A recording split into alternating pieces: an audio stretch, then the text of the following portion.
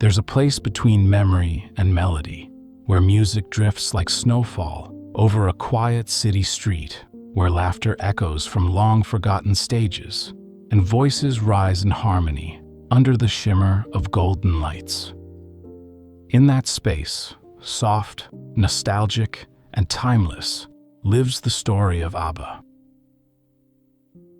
It begins in snowy Stockholm, with quiet songs sung between friends, with piano keys pressed beneath woolen sleeves, and melodies shared around humble studio tables.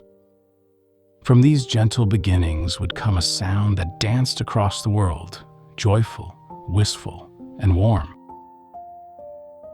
And tonight, you're invited to drift into that sound. Slowly, peacefully, without rush or reason. Let's walk the winding path that took 4 dreamers from Sweden's cold winters to the heart of the global stage. Welcome to Sleepy Journeys, the podcast designed to lull you into a peaceful slumber with soothing stories through time, places, and ideas. Whether you're winding down after a long day or simply looking for a peaceful escape, you're in the right place. My name's Jack, and I'm so happy to have you here with me. Each night on Sleepy Journeys, we set off together on gentle adventures designed to soothe your mind and ease you into rest. You'll find journeys through history, comforting fairy tales, myths and folklore, the wonders of science, fascinating inventions, inspiring famous figures, music history, and even calm explorations around the world. No matter where your curiosity takes you, there's a dreamy, Sleepy Journeys show for you. Tonight, we're going to embark on a gentle journey through Dancing Queens, the rise of ABBA. And just before we fully drift off, if you're enjoying Sleepy Journeys, go ahead and tap follow or subscribe on whatever platform you're joining me on. That way, you won't miss any of our upcoming sleepy adventures. And let me know in the comments where in the world you're listening from and what time it is there. It's always fascinating to see who's joining us. Now, take a deep breath, and let's begin. The wind sighs through tall evergreens, their branches dusted with snow as twilight settles over a quiet Swedish town. Somewhere inside a cozy home or softly lit studio, a melody begins to take shape, born out of warmth and harmony. It's a sound that will, in time, carry across oceans and decades, bringing joy to millions. But for now, it's just a few notes, humming in the background of an ordinary evening. Tonight, we invite you to journey with us through the music, memories, and gentle rhythms of ABBA, a group whose name has become nearly synonymous with pop, and whose songs continue to cradle hearts in their glow. As we travel together through their story, let's leave behind the pace of the day. There's no hurry here, only the soft shimmer of music and the quiet glow of recollection. Our path will take us back to the beginnings, not with thunderous fame, but with small, tender moments. Young voices learning their power. Friendships and harmonies taking root. 4 people, each with their own tune to sing, slowly drawing closer until something magical takes shape. We'll walk gently through the stages of their rise, from intimate studios in Stockholm to bright lights on a Eurovision stage. We'll pause where the melodies settle deeply, where lyrics reflect life's joys and sorrows, and where glittering costumes and sequined jumpsuits were just as much a part of the dream as the music itself.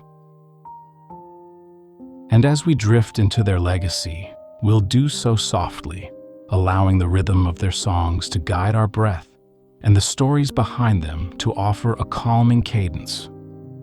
The journey of ABBA, is filled with catchy choruses and powerful crescendos. Yes, but also with silence between the notes, with care and collaboration, with love found and lost and remembered.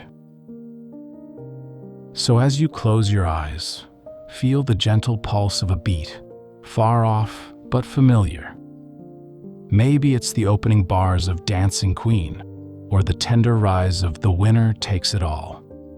Let the harmonies wrap around you like a soft blanket, and allow your thoughts to quiet as we step into the golden, glimmering path of one of music history's most soothing tales. The story of ABBA begins in the hush of childhood homes and the echo of early radios. Before the group ever formed, there were voices, each one finding its own melody amid the snowy stillness of Sweden. Agnetha Feldskog grew up in the modest town of Jönköping, where her father's love for music colored the air of their home. He wrote songs and played recordings from Germany and America, sounds that felt far away but welcoming.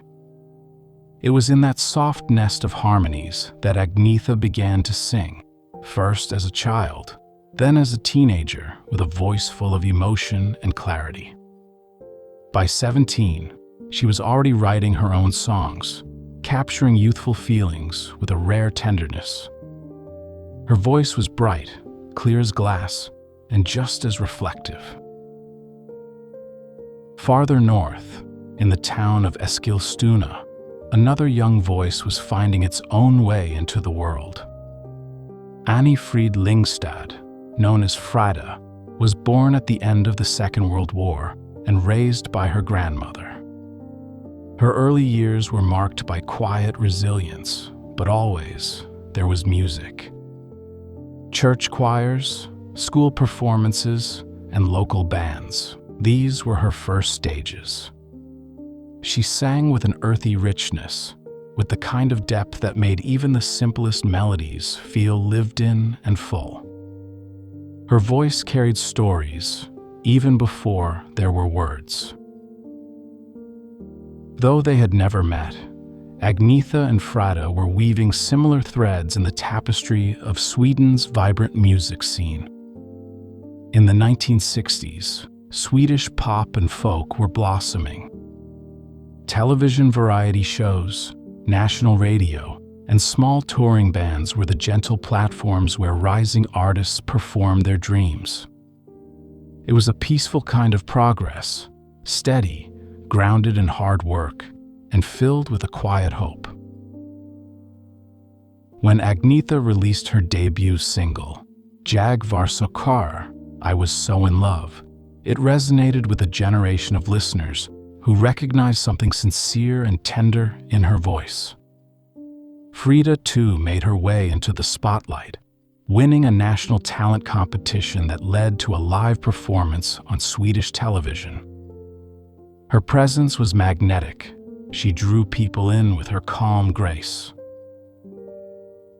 Long before they stood side by side in coordinated satin jumpsuits, Agnetha and Frida were growing their gifts like delicate flowers in winter. Separate, but in harmony, their voices were preparing to one day blend into something timeless. Like the first notes of a song just before it begins, their early paths hummed with potential.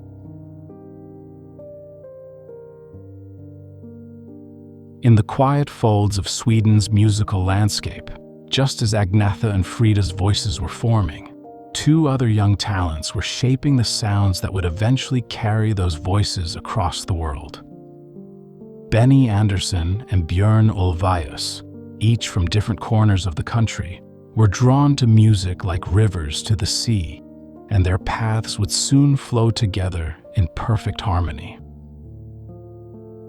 Benny, born in Stockholm, was a boy who seemed to carry melody in his fingers. His father and grandfather, both musicians, passed down not only instruments, but the warmth of musical tradition.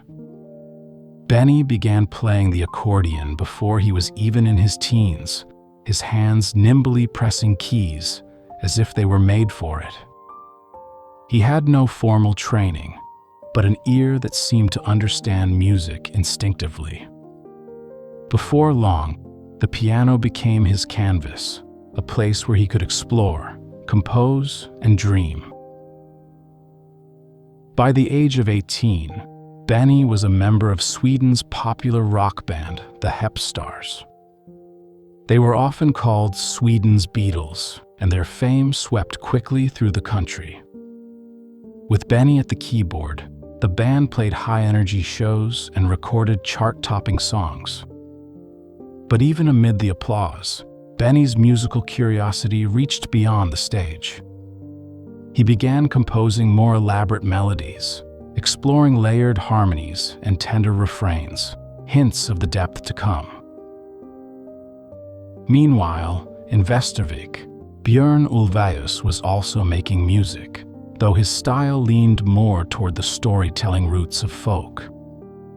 He played guitar and sang with the Hootenanny Singers, a group steeped in the tradition of Scandinavian ballads and seafaring songs.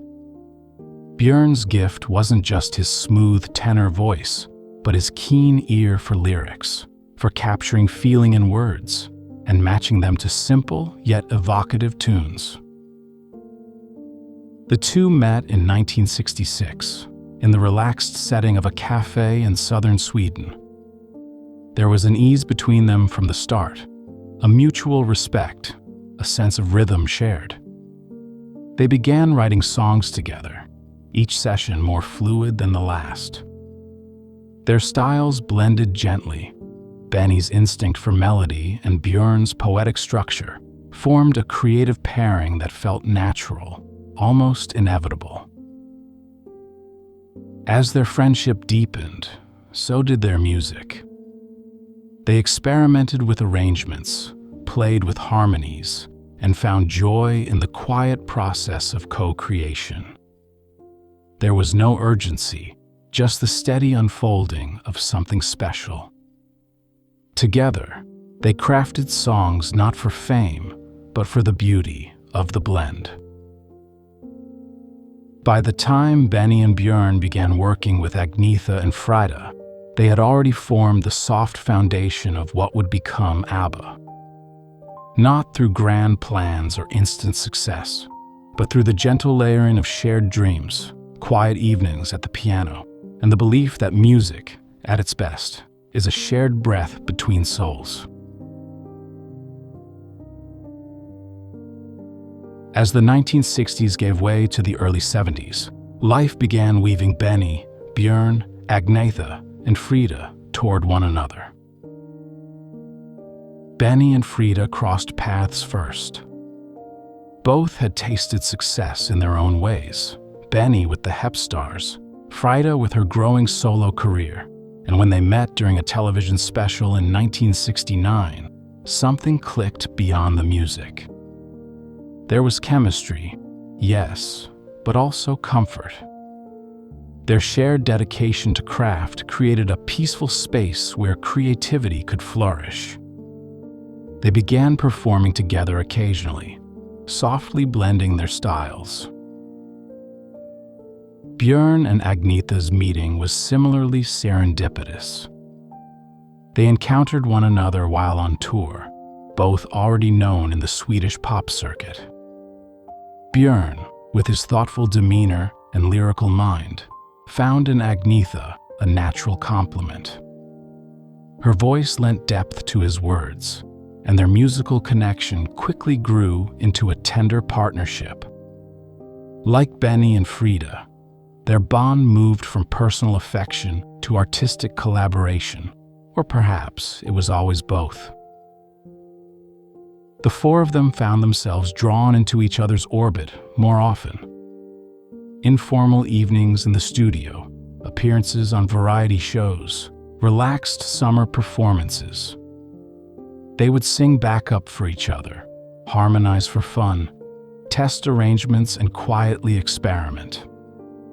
There was no clear vision yet, no grand plan to form a group, but the moments spent together were rich with possibility. The harmonies came easily, as if the voices had always been meant to intertwine. In 1970, the first hints of a unified project began to emerge. Benny and Björn were writing songs intended not just for their own bands, but for the voices of Agnetha and Frida as well. Their melodies seemed to shine more brightly when sung by the women, and gradually, the focus shifted toward this four-piece collaboration. The group performed under various names at first, Festfolk among them, and their early releases didn't yet capture the magic that was beginning to build. Still, there was something there, a glimmer of joy, of balance, of something greater than the sum of its parts.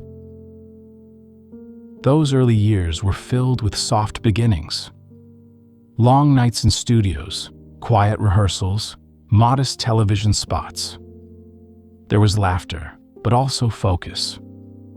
Their bond, both romantic and creative, gave rise to a shared rhythm, a cadence that pulsed through their work like a heartbeat. The name ABBA would come later. For now, they were simply four musicians, leaning into one another's strengths, letting their voices blend like colors. They didn't yet know they were building a legacy, only that, together, the music felt fuller, gentler, and somehow right. As the early 1970s unfolded, the shared spark between Benny, Björn, Agnetha, and Frida began to take clearer shape.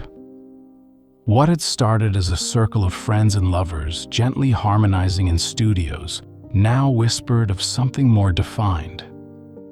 Their voices, when blended, formed a sound that felt both comforting and new, a soft wave of melody that lingered in the air long after the last note faded. The group's first foray into official collaboration came in the form of a 1970 cabaret-style act they called Festfolk, a Swedish pun meaning both party people and engaged couples. It was a playful name for a lighthearted series of performances, featuring songs, skits, and musical numbers.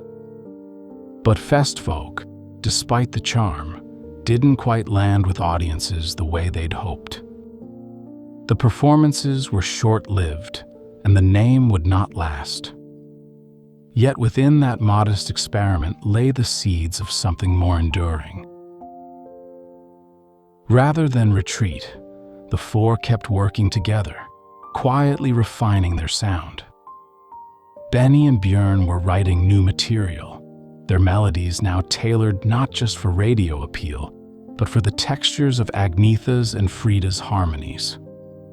The women's voices, one airy and crystalline, the other rich and grounded, wove together with almost effortless grace. The music was evolving. It shimmered with a soft complexity, balancing brightness with melancholy, simplicity with craft. In 1972, the group released People Need Love, credited to Björn and Benny, Agnetha, and Anni-Frid. Though the title was a bit unwieldy, the song's spirit was undeniable, cheerful, melodic, with a hopeful tone that resonated. It performed modestly on the Swedish charts, giving them encouragement to continue. Still, it was clear they needed a shorter, catchier name if they were to go further. It was Stig Anderson, their manager and friend, who first suggested the acronym ABBA. It was simple, symmetrical, and personal, the first initials of each member's name: Agnetha, Björn, Benny, Anni-Frid. There was hesitation at first. ABBA was also the name of a canned fish company in Sweden. But after some negotiation and lighthearted acceptance, the name stuck. It was distinctive, international, and, like their sound, unmistakably their own. By 1973, they had officially adopted ABBA as their name and released the song Ring Ring, with aspirations of entering the Eurovision Song Contest. Although it didn't secure them a spot, it marked their first taste of success outside Sweden, especially in countries like Belgium and South Africa. The door had creaked open. A wider world was beginning to listen. In these early steps, fame wasn't a sudden leap, but a gradual unfurling. Like a sunrise climbing gently above a horizon, ABBA's identity came into view with steady light. They were no longer simply four musicians. They were now, softly and surely, ABBA. By the early months of 1974, the quiet persistence of ABBA's early years was beginning to crescendo into something brighter. Their voices had grown familiar to Swedish audiences, and their harmonies now held a growing sense of confidence. Yet for all their charm and talent, they were still gently knocking on the door of true international success. Their manager, Stig Anderson, believed Eurovision could be that door. The annual song contest, often glittering, sometimes eccentric, had a way of launching careers and turning local acts into household names. It was a festival of melody and spectacle, a place where songs weren't just performed, but remembered. ABBA had tried once before, with Ring Ring, only to be passed over in favor of a different entry. But Stig was not deterred. This time, they would return with a new song, one brighter, bolder, and instantly memorable. That song was Waterloo. Unlike their previous releases, Waterloo sparkled with theatrical flair. It married upbeat, punchy rhythms with playful lyrics, telling the story of romantic surrender through the lens of Napoleon's historic defeat. Yet, even with its dramatic metaphor, the tune was light and infectious, a cheerful rebellion wrapped in glitter and brass. Benny's keyboard, Björn's guitar, and the sweeping vocals of Agnetha and Frida turned it into something joyful and irresistible. But before the world could hear it, they needed to win Sweden's national selection. The group stood on stage at Sweden's qualifying competition dressed in outfits that shimmered with color and confidence. Their performance of Waterloo was bright but controlled, polished yet exuberant. The response was warm and the result clear. ABBA would represent Sweden at Eurovision. The road to Brighton, where the 1974 Eurovision Song Contest would be held, was lined with both hope and nerves. The contest was known for its unpredictability. Politics, performance order, and public taste all played a role. Yet ABBA approached it with the same gentle determination that had carried them this far. They rehearsed with care, adjusted costumes, perfected harmonies. There was excitement, of course, but also a sense of calm beneath the sequins. When they arrived in Brighton, England, the group stayed modestly behind the scenes, rehearsing quietly, avoiding drama. They were surrounded by contestants from across Europe, each hoping to capture the continent's attention. Yet ABBA were simply grateful to be there, quietly focused on the song and the story it could tell. The night before the contest, the group sat together, reflecting on the years that had brought them here. From small studios and failed cabaret acts to this, a moment poised on the edge of change. Whatever happened next, they would step onto that stage as one, their voices woven together, ready to share their melody with the world. April 6th, 1974. The seaside town of Brighton hummed with quiet anticipation as the Eurovision Song Contest prepared to unfold. Inside the Brighton Dome, lights warmed the stage, cables were tested, and instruments tuned. the audience settled into their seats, and across Europe, millions of televisions flickered on. For most viewers, ABBA was still an unfamiliar name, just another hopeful act among many. But that would soon change. Backstage, Agnetha, Frida, Benny, and Björn stood together, wrapped in sequined fabrics and soft camaraderie. Their costumes were bold, flared sleeves, silver boots, glimmering vests, playful and theatrical, like the song itself. There was nervous energy, of course, but more than anything, a feeling of readiness. This moment had been years in the making. When their turn came, they stepped onto the stage with ease.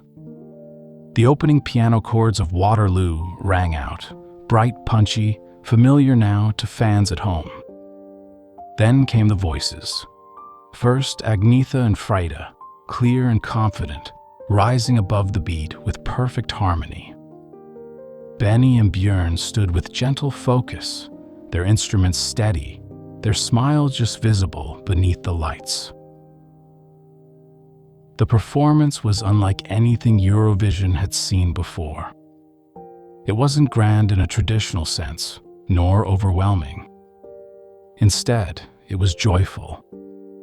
It sparkled with energy, yet felt precise, each movement rehearsed but relaxed, each harmony polished but natural. The crowd responded warmly, applause echoing gently through the dome. For 3 minutes, the world glimpsed something different, a pop sound both accessible and fresh, a blend of Swedish clarity with universal appeal. When the final chord rang out and the group took their bow, they had done more than perform a song. They had introduced a new kind of pop storytelling, charming, light, and deeply memorable. Then came the long wait. As each country announced its votes, names were called, numbers tallied. There were cheers, polite claps, brief silences. ABBA sat together, hands loosely held, eyes watching the scoreboard unfold. Bit by bit, points began to favor them. And then, suddenly, it became clear. Sweden had won. The moment wasn't loud. There were no tears or leaps. Just smiles, wide, genuine, tinged with disbelief. For the first time in its history, Sweden had won Eurovision. And ABBA, once simply 4 friends harmonizing in Swedish studios, had taken their sound to the heart of Europe. The next morning, newspaper headlines bore their names. Waterloo raced up the charts. But in that moment, the night they sang it, their joy was simple, a song sung well, a stage embraced fully, a dream quietly realized. From then on, the world would not forget the name ABBA. In the gentle afterglow of their Eurovision win, ABBA's world began to shift. Waterloo had done more than win a contest. It had opened a door to something larger, something more enduring. With each new step, the group moved further into the hearts of listeners across continents.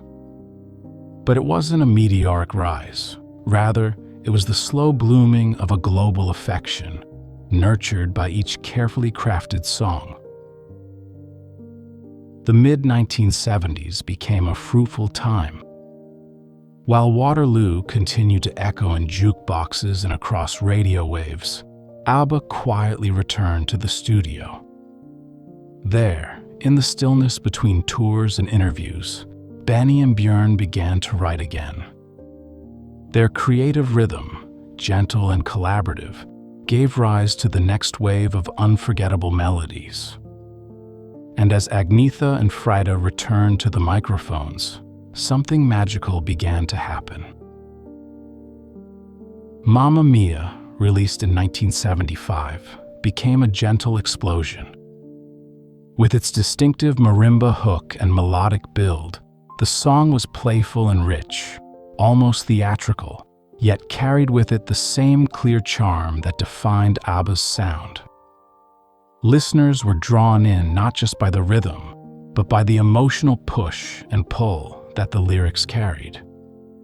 The song climbed charts around the world, especially in Australia, where ABBA mania bloomed with quiet intensity. Then came Fernando, with its slower tempo and soft storytelling. It was a ballad filled with nostalgic yearning. Frida's vocals floated through it like a breeze across still water, and audiences felt that wistful tug. It topped charts in more than a dozen countries, and suddenly, ABBA was no longer a Eurovision novelty. They were becoming a voice of the decade. Dancing Queen followed soon after, and with it, a shift. The song, now considered iconic, was born not in a blaze of ambition, but during a relaxed session in the studio. Inspired by disco yet carried by elegance, it glided rather than pounded. The beat was steady, the chords sweet, and Agnetha and Frida's harmonies soared like sunlight through windows. When they first played it back, Benny reportedly wept, not from sadness, but from the quiet awe of having captured something beautiful. Dancing Queen became their first and only #1 hit in the United States. But more than sales, it brought a sense of arrival. ABBA's music had become more than popular, it had become beloved. Their melodies were heard at weddings, in living rooms, on long drives and lonely evenings. People connected with the music not only through its sound, but through the warmth and longing it gently held. Each song, like a snowflake, landed softly but lingered for a long time. As ABBA's fame swelled, their public image began to shimmer ever brighter. They were no longer simply musicians. They were symbols of a particular kind of pop glamour, poised, polished, and perfectly harmonized. Their outfits sparkled with sequins and satin. Their album covers and performances reflected a dazzling, almost fairy tale-like sheen. Yet behind the shine was something quieter, a deep, steady commitment to the craft of making music. Their tours grew in scale, gently but steadily. Venues filled with fans who had memorized every lyric, who arrived dressed in their own tribute costumes, who danced and swayed and sang along with voices full of joy. From Australia to Japan, Canada to West Germany, ABBA's reach was no longer regional, it was planetary. And still, amid the travel and applause, the group remained grounded in what they knew best, the sanctuary of the studio. Polar Music Studios in Stockholm became their musical hearth. It was not grand or imposing, but warm, intimate, a place where ideas could be tried, refined, and sometimes discarded with the quiet understanding of 4 people who knew one another deeply. Benny and Björn composed at a piano in one room, often in long, meditative sessions. Melodies would emerge like clouds taking shape, slowly, gently, until they found the right form. Agnetha and Frida, with their distinct but intertwining voices, would then bring those melodies to life. Recording sessions were often unhurried. Harmonies were layered with care, each line sung multiple times to capture just the right emotion. They weren't chasing trends. Instead, they were sculpting sound, carving moments into music. Despite the glamour presented to the world, the reality was often introspective. There were long stretches of quiet between public appearances. The 4 were known to be private, even shy in their own ways, and preferred the privacy of creation over the chaos of promotion. In many ways, it was this balance between spectacle and sincerity that allowed their music to resonate so widely. Even the songwriting process was rooted in modesty. Benny once described the way melodies came to him as just floating down. He didn't force them, he waited. And when something beautiful arrived, it was received with gratitude. Björn's lyrics, too, were simple yet evocative, exploring love, longing, and change in language that felt close to home. As album after album emerged, Arrival, the album, Voulez-vous, their sound evolved without losing its essence. They experimented gently with new textures and rhythms. But always, the heart remained the same: warmth, emotion, and an ever-present undercurrent of melody. In the quiet between the stage lights and studio walls, ABBA crafted music not for the moment, but for memory. As the late 1970s unfolded, something shifted in the tone of ABBA's music. The melodies still sparkled, the arrangements still danced, but woven through the choruses, there began to appear notes of longing, of sadness, of change. These weren't the loud proclamations of turmoil, but gentle reflections, subtle and sincere, like soft waves touching a distant shore.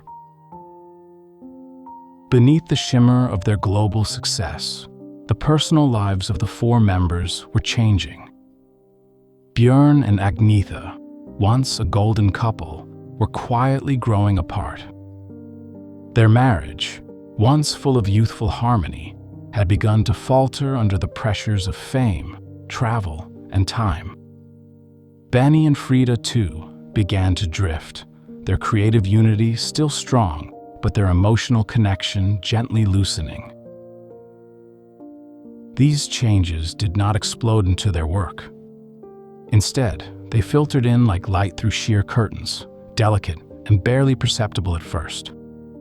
But soon, the lyrics began to speak of love lost, of time passing, of memories that linger.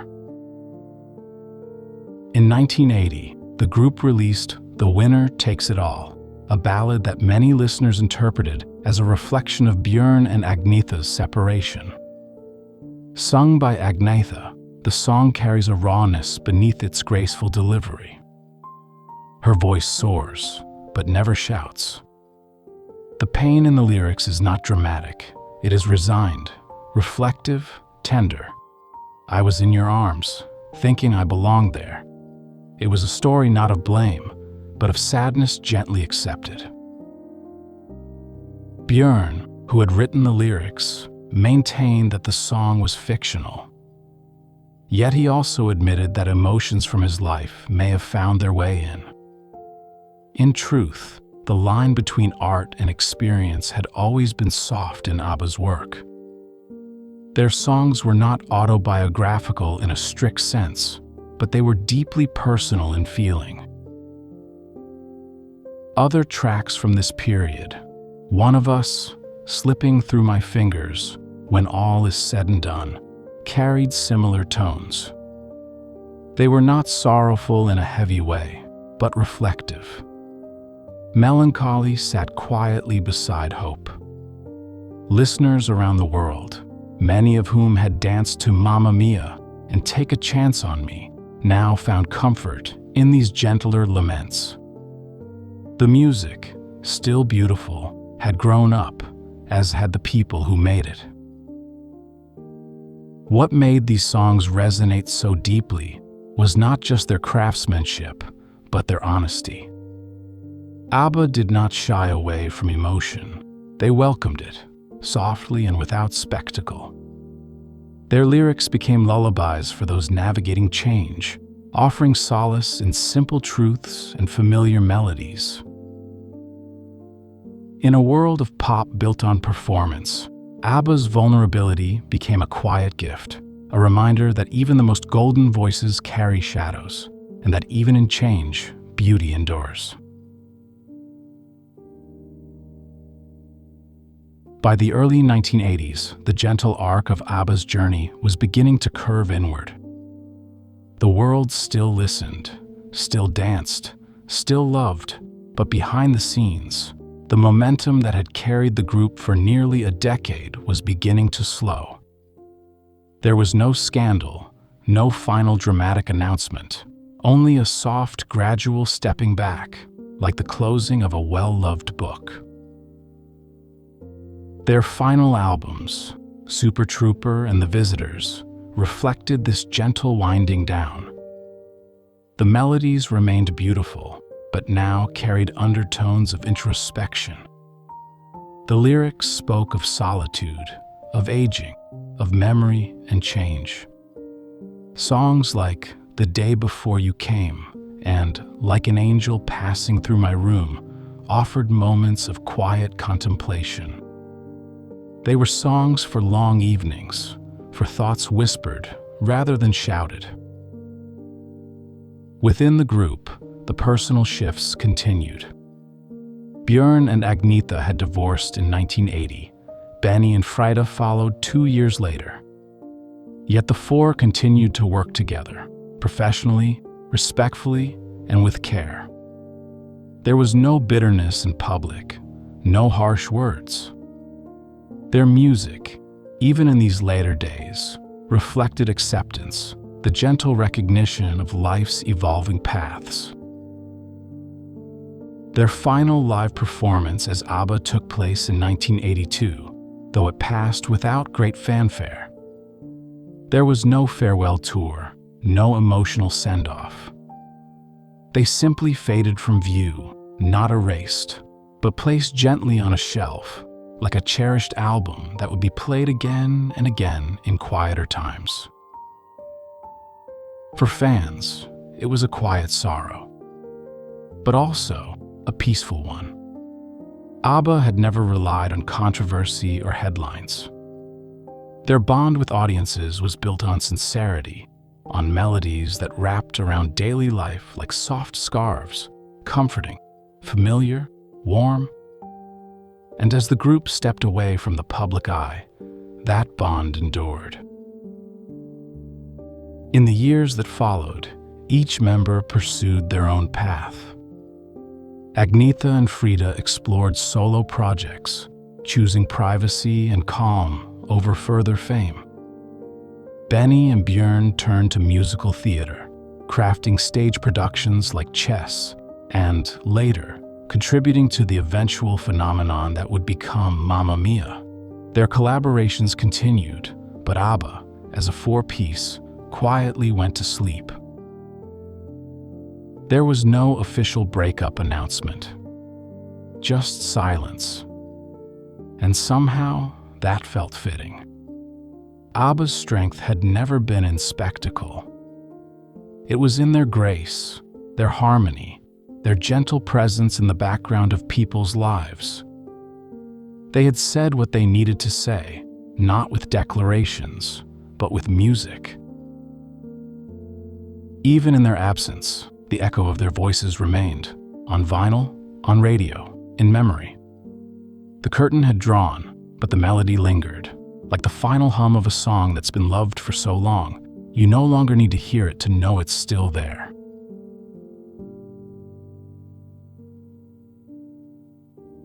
Even as the members of ABBA stepped away from the spotlight, their music never truly left. It remained in living rooms and car rides, in wedding receptions and quiet Sunday afternoons. Unlike so many pop acts tied to a single moment, ABBA's songs lived on gently, like a familiar scent in the air, long after the source has disappeared from view. Through the 1980s and into the 90s, their legacy quietly grew. A new generation discovered Dancing Queen and Mamma Mia through mixtapes, radio replays, and treasured vinyl records found in parents' collections. The music didn't need explanation. It simply felt good. It offered comfort, nostalgia, and a kind of sparkling serenity. Then, in the late 1990s, something quietly remarkable happened. ABBA Gold, Greatest Hits, released in 1992, slowly became one of the best-selling albums of all time. Without a single new recording, the collection introduced millions more to their timeless melodies. It seemed that the further time moved from their final days as a group, the more people felt drawn back to their music, like a lighthouse that continues to shine even after the ships have sailed. The stage musical Mamma Mia premiered in 1999 and became a phenomenon. Audiences flocked to theaters around the world, eager not just for a story, but for the way that ABBA's songs made them feel warm, young, alive. The songs were woven into a narrative of love, memory, and joy, and people left the theater humming, often teary-eyed, reminded once again of music's quiet power. Then came the film adaptations, bringing Agnetha and Frida's harmonies to new ears, with actors and actresses echoing the familiar tunes. The world didn't tire of hearing them. If anything, the songs had deepened, become layered with personal meaning and memory for millions. ABBA had become more than a group. They were a gentle companion, a part of the emotional soundtrack of everyday life. Throughout this quiet resurgence, the band themselves remained respectful observers. They declined offers to reunite for many years, never chasing the limelight. Their silence wasn't distant. It was dignified, peaceful, like friends who had said goodbye with love and meant it. Yet even in that silence, their presence endured. Whether through musical revivals, documentary tributes, or softly sung covers on quiet evenings, ABBA's sound never left. It became a part of the world's cultural hum, not loud, not urgent, but steady, shimmering, and always close. Even after decades of silence, the story of ABBA never truly settled. It rested, like a beloved record waiting patiently on a shelf, its grooves worn with love, its melodies familiar to the fingertips. And in recent years, that record has been softly lifted once more, played again, not just with nostalgia, but with reverence. In 2021, after nearly 40 years apart, the members of ABBA, Agnetha, Björn, Benny, and Frida, announced a return. Not for a tour, not for spectacle, but for something thoughtful, a new album, Voyage, and a virtual concert experience that would allow fans to see them not as they are now, but as they once were, forever young, forever singing. The album, released in November of that year, was tender and mature. It didn't try to recapture the pop brightness of the past. Instead, it offered gentle new reflections, stories of time past, of friendships held, of longing and light. Songs like I Still Have Faith in You and Don't Shut Me Down felt less like a comeback and more like a quiet letter sent from an old friend, reminding the world that beauty still lingers in the familiar. Alongside the album came the ABBA Voyage concert in London, a groundbreaking digital performance where virtual avatars of the band performed with live musicians in a specially built arena. It was, in its own way, comforting, a union of past and present, sound and light, memory and movement. Fans gathered not just for entertainment, but to feel close again to something that had never truly left them. And now, in 2025, with the premiere of ABBA, Against the Odds, a Netflix documentary chronicling the group's journey from early beginnings to lasting legacy, the world is once more softly tuned to their frequency. The film reflects with care on the quiet resilience of a group that remained true to itself through love and loss, distance and reunion. ABBA, today, remains not just a band, but a feeling. Their songs live not in headlines, but in gentle moments, on slow walks, in warm kitchens, under soft lighting, in the arms of memory. They are hummed by parents and discovered by children. They rise from playlists and vinyl, reminding us that joy can be simple, and that harmony, real harmony, never truly fades. Their story continues not with a roar, but with a whisper. A familiar voice through the speakers. A quiet tap of a foot. A smile. A sigh. And the knowledge that some music, once heard, lives on forever.